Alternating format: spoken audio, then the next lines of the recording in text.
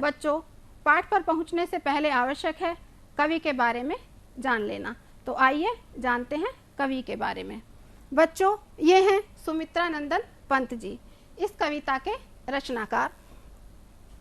बच्चों, कवि सुमित्रा नंदन पंत जी का जन्म 20 मई सन 1900 ईस्वी को अल्मोड़ा के निकट कौसानी गांव में हुआ था और इनका निधन 28 दिसंबर सन 1977 ईस्वी को हुआ था।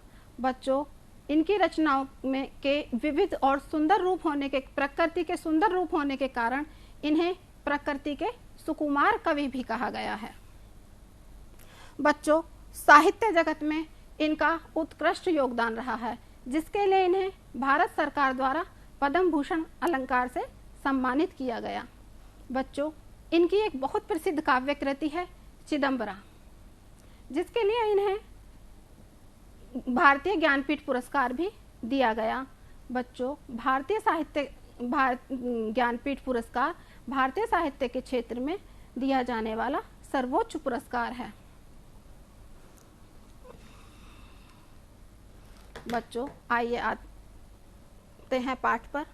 यह हमारी कविता है जिसका नाम है चिरमहान। और बच्चों, जैसा कि आपको बताया गया कि पद्य रचनाओं का गेय रचनाएं होती हैं, इनका गायन किया जाता है। तो आइए करते हैं इसके पाठ को।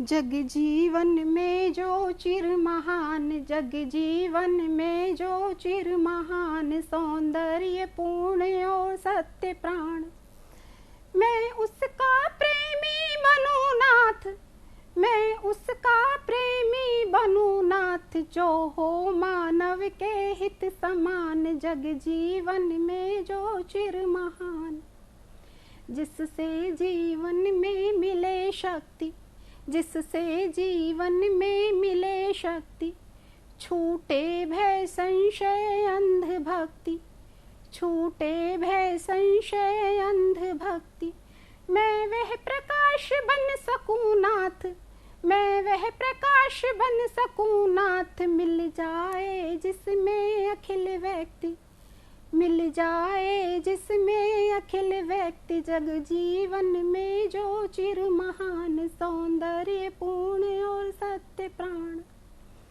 पाकर प्रभु तुमसे अमर दान, पाकर प्रभु तुमसे अमर दान, करके मानव का परित्राण, पाकर प्रभु तुमसे अमर दान, करके मानव का परित्राण, ला सकूं विश्व में एक बार, ला सकूं विश्व में एक बार, फिर से नव जीवन का विहान, जग जीवन में जो चिर महान, जग जीवन में जो चिर महान, सौंदर्य पूर्ण और सत्य प्राण, मैं उसका प्रेमी बनूं नाथ, जो हो मानव के हित समान, जग जीवन में जो चिर महान।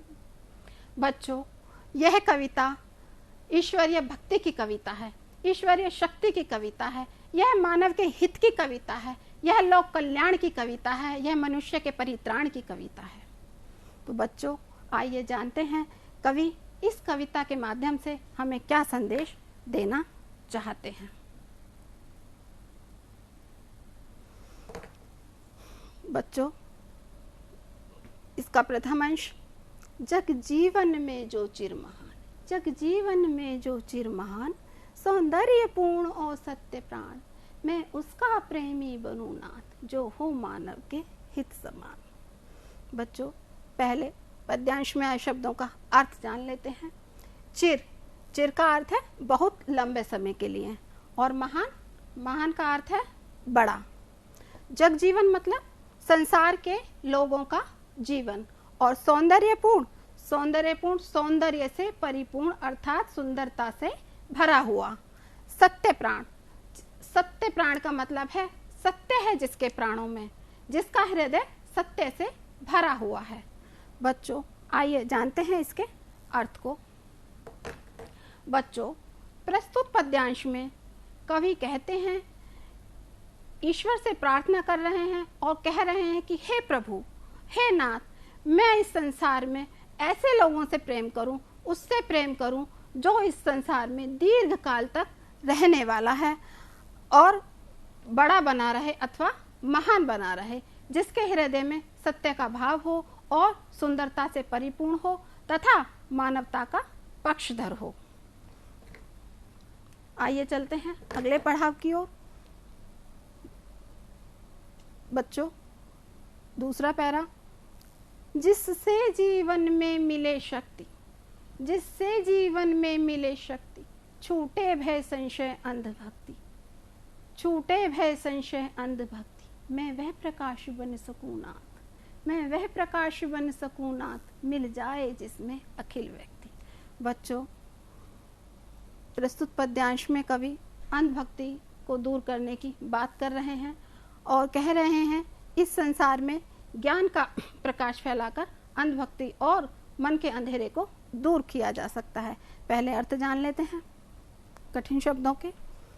अंधभक्ति, अंधभक्ति का मतलब किसी के प्रति झूठा निष्ठा भाव रखना, अर्थात बिना सोचे समझे किसी पर भरोसा करना अंधभक्ति कहलाता है। संशय, संशय का अर्थ है मन का संदेह या शंका, अर्थात किसी पर शक करना। प्रकाश, प्रकाश से तात्पर्य उजाला। अखिल, अखिल मतलब सारा, संपूर्ण।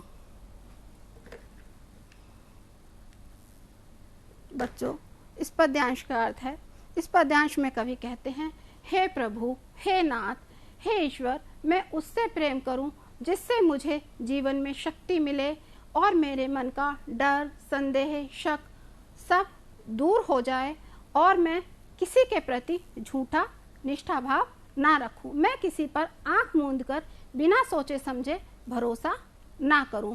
हे ईश्वर, मैं ऐसा प्रकाश बन सकूं, मैं इस जगत में इस तरीके से प्रकाशमान हो सकूं जिसमें संपूर्ण व्यक्ति समाहित हो।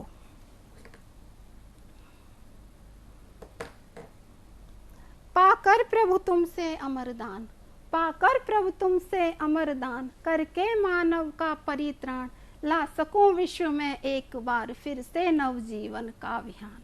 बच्चों, कवि प्रस्तुत पंक्तियों में नया सवेरा लाने की बात कर रहे हैं, इस संसार जगत को में उजाला फैलाने की बात कर रहे हैं।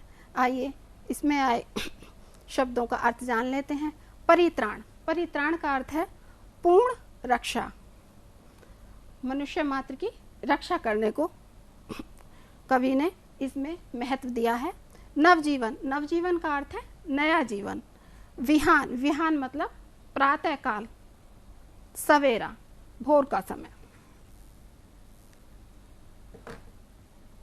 बच्चों, प्रस्तुत पद्यांश में कवि कहते हैं, हे प्रभु, हे ईश्वर, आप मुझे ऐसा वर दीजिए जिससे मैं अमर हो जाऊं और मनुष्य मात्र की रक्षा कर सकूं।